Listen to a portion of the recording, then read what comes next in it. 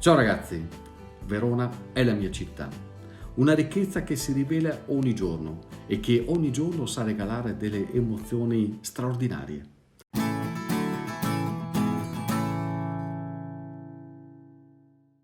E il tour di oggi parte proprio da qui, da questo luogo, perché simboli come Madonna Verona, la Torre dei Lamberti, la facciata di Palazzo Maffei, le case colorate, le case mazzanti, danno quel tocco di inconfondibile veronesità che tutti conoscono.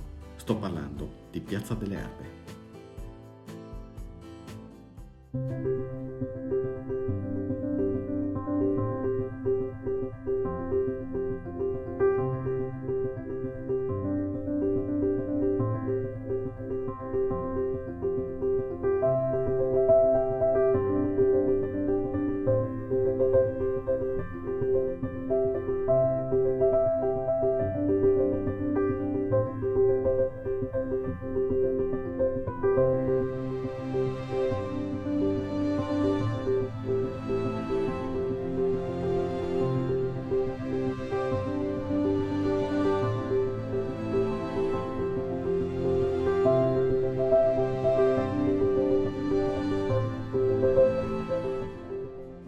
Che Verona sia un centro di grande rilevanza strategica per il nord Italia e per l'Europa lo dice chiaramente la storia, presente e antica.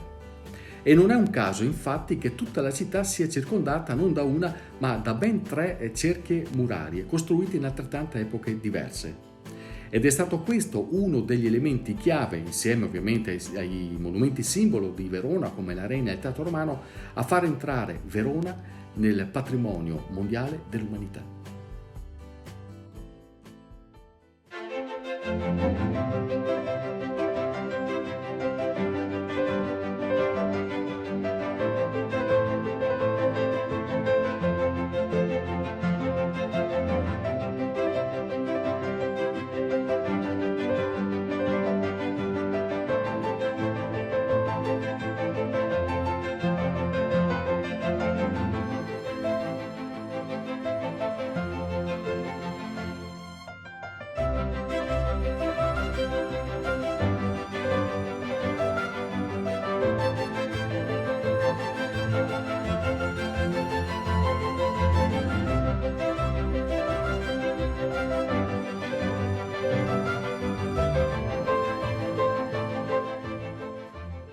E poi c'è la cultura, raccontata spesso da luoghi carichi di magia oltre che di storia, e proprio per questo in grado di regalare delle emozioni sorprendenti, sebbene spesso si tratti di luoghi non del tutto conosciuti.